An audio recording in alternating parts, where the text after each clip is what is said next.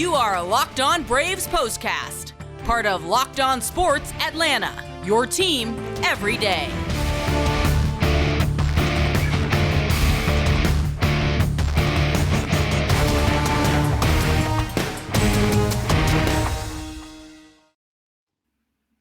What a night for the Atlanta Braves on Saturday as they even up their series with the Los Angeles Dodgers in a game that felt an awful lot like October came early, as these two teams certainly know each other from their playoff battles, and it felt like perhaps another one of those could be down the road. But this one, an important one, so the Braves can get back in the series, have a chance to win it on Sunday. We got a lot of good stuff to talk about here on the Braves Postcast.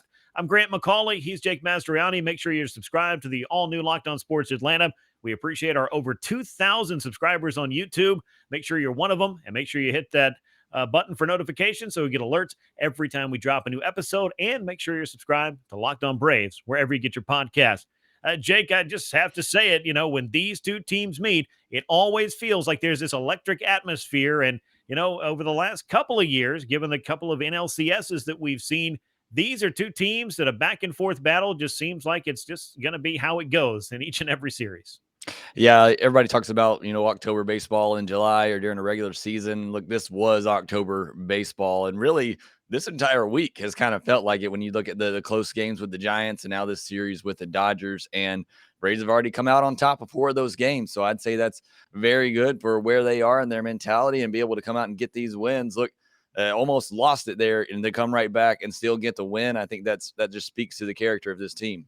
Yeah, and the Dodgers are a team that can find an answer and has found an answer against many teams, including the Atlanta Braves at times. But this is, I think, where it comes down to, are the Braves the club that they have shown that they can be in the month of June? And I think that Giant series you mentioned, and of course a night like tonight against the Los Angeles Dodgers, the answer seems to be yes. The Braves are, in fact, a club that has eyes on doing exactly what it did last year and going deep into October and possibly winning it all. If they want to play all the way into November, we'll be right here for you on the Braves Postcast. But let's not get ahead of ourselves here. Let's talk about game number 73 for the Braves. The middle contest of the 3-game set against the Dodgers, who dropped to 44-26, losing this game despite a valiant effort late. 3 runs, 9 hits, 1 error, 7 men left on base. Braves now 42-31, 5 runs, 9 hits, no errors, 7 men left aboard. 2 big home runs for the Braves in this game. The 2-run shot by Dansby Swanson to get them on the board, and the 2-run shot by Marcell Ozuna to put the Braves ahead in the bottom of the 8th inning. It made a winner out of A.J. Minter, who had just allowed a home run in the top half of the 8th, so he'll pick up the win. Max Fried pitched great. Does not factor in the decision here. We'll talk more about him in a moment. Brusdar Graterol gave up the home run on a slider down in the zone to Ozuna, who promptly hit it over the right center field wall and put the Braves ahead for good. He drops to 2-3 on the year, and Kenley Jansen was bringing it in the 9th inning as he slammed the door 1-2-3, struck out the side for his 20th save. Game lasted 3 hours, 12 minutes. Crowd of 42,161 on hand at Truist Park to see it. Dansby Swanson, his 13th home run of the year. The homer for Marcell was his 14th of the season. Both of those, Jake, the Braves and their offense is built and predicated by their ability to hit the long ball in large part as far as the Braves scoring runs in bunches.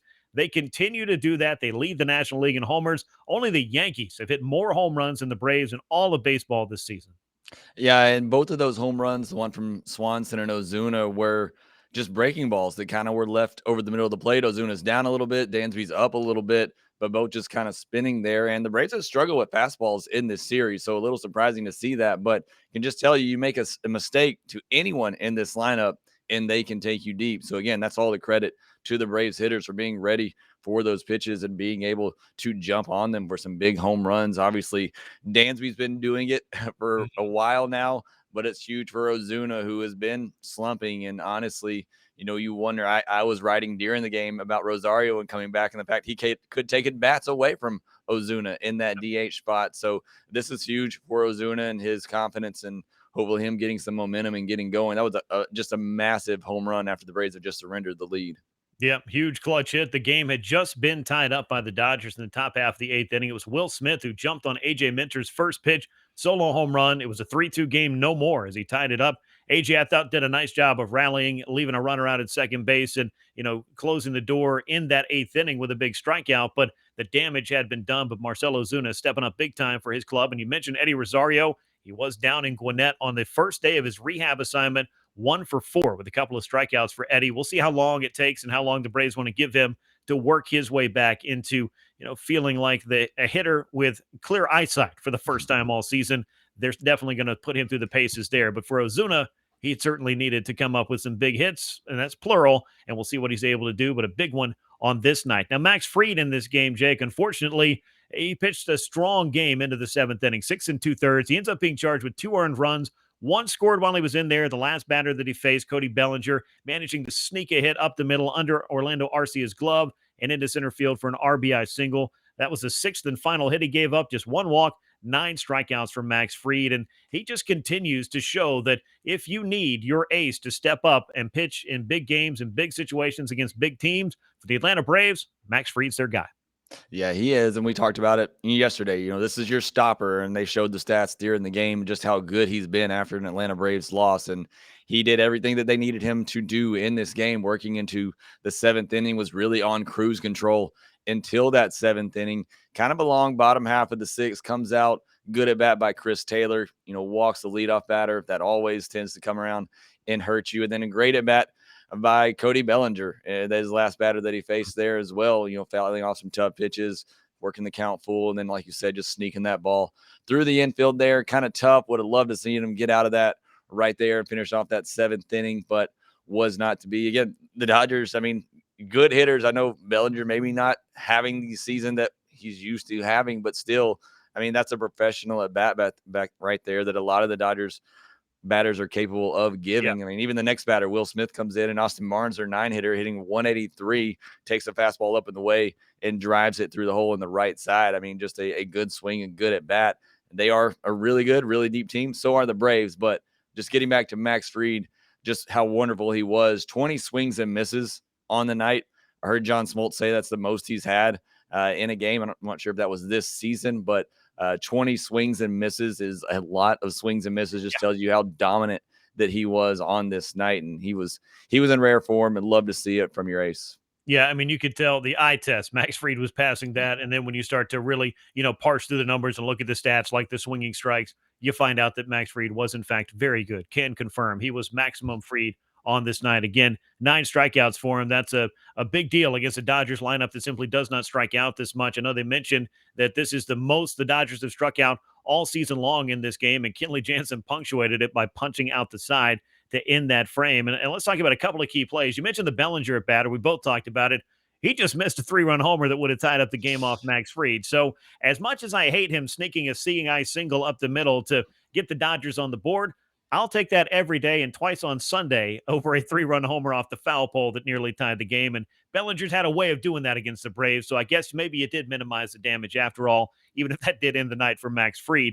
How about Will Smith with a huge strikeout of Freddie Freeman to end the 7th inning with the bases loaded?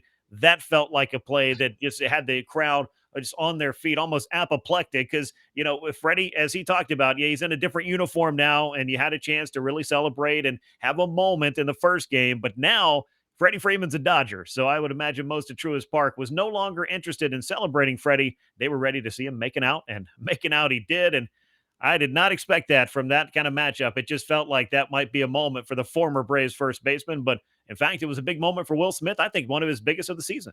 Yeah, it was. And look, that was the most tense moment for me in the game, where I just had to stop everything and zone in on that, because Freddie Freeman, bases loaded game right there in the balance. You talk about it. That is the biggest moment as there is, and not Freddie's best at bat that he's ever had. But again, credit to Will Smith, coming back after walking Turner, getting a big strikeout there, getting out of that jam. That was really huge. And Freddie Freeman was on deck in the 9th inning as well. Could have come up as a tying run. Glad that didn't happen. That's just really what you don't want, is you don't want Freddie Freeman coming through with a huge hit against the Braves. That just feels really, really bad. So glad it didn't happen on this night.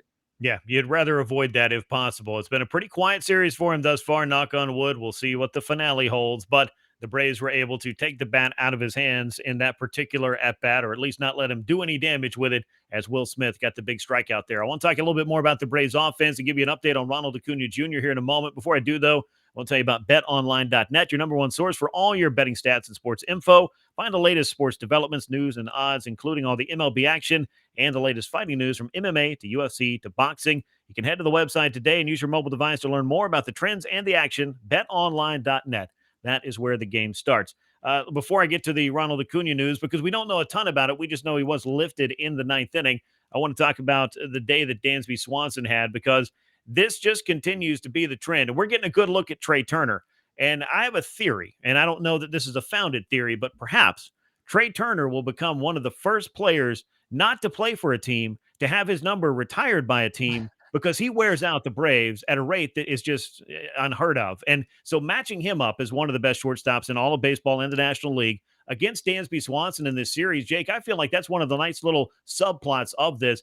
Dansby, a two-hit day, the two-run home run. He's now batting 307 on the season. The OPS is creeping up towards 900 for Dansby, who's been playing the Gold Glove defense. I know we talk about him all the time, and both these guys deserve to be National League All-Stars. It's going to be fascinating to see who the fans choose as the starting shortstop in the National League. Yeah, and they showed the results. I think Turner's leading right now, but Braves fans, get out there and vote. I mean, it's really Yes. close. You could go with either one. Obviously, we're a little biased. I think Dansby is deserving. I think they'll both be there regardless. But yeah, it is a great little subplot with a lot going on. There's plenty of plots in this series, but one of them is the two shortstops who may be the two best shortstops, maybe not just in the National League, but all of baseball right now.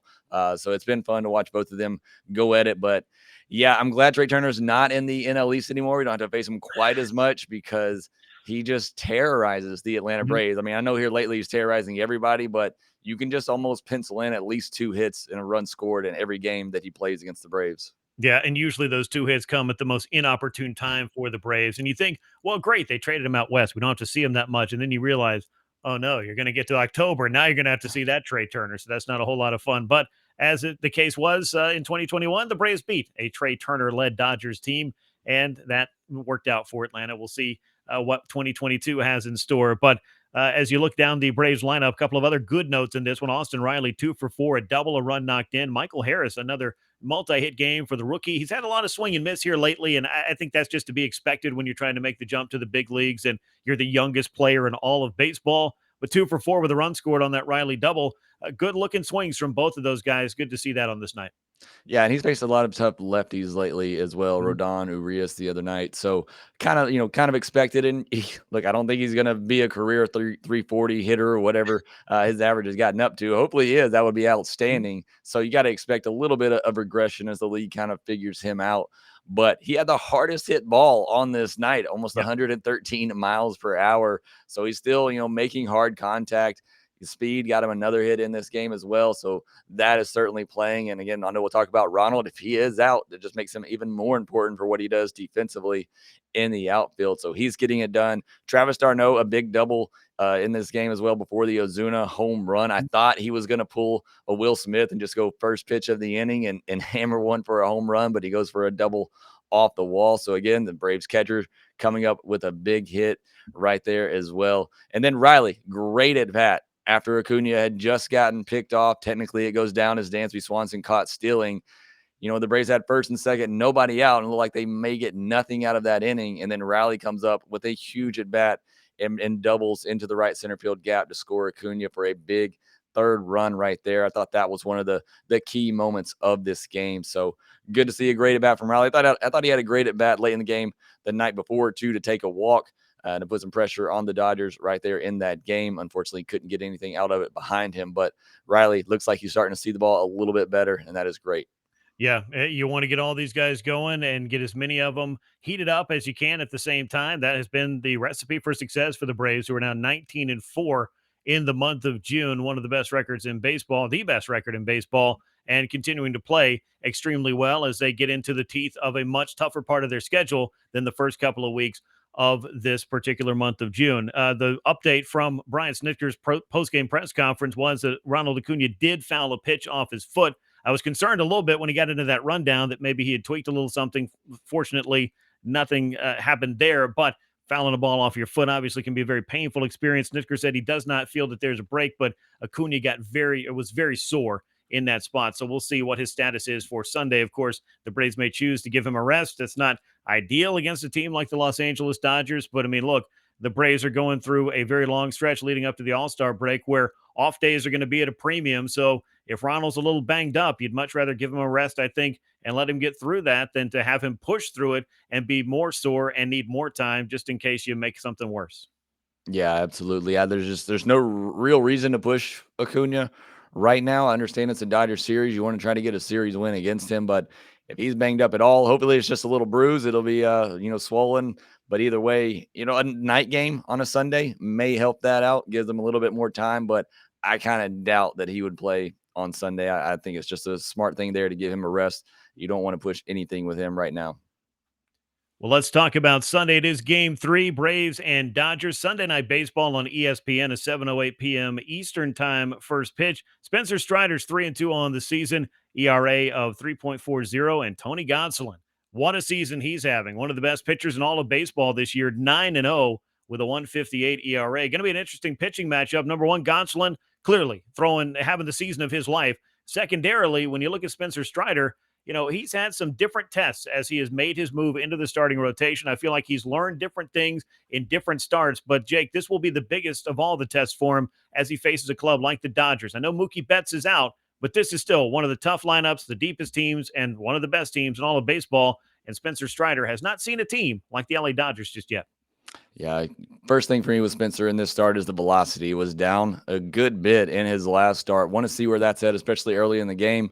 Will be a lot of adrenaline, a lot of momentum in this. May help out there, but I more so just want to see, can he get back to that high velocity, 98, 99, 100, through those first 2 or 3 innings. If he gets back to that, I feel like he'll be fine. I think he can get through 5 or 6 innings.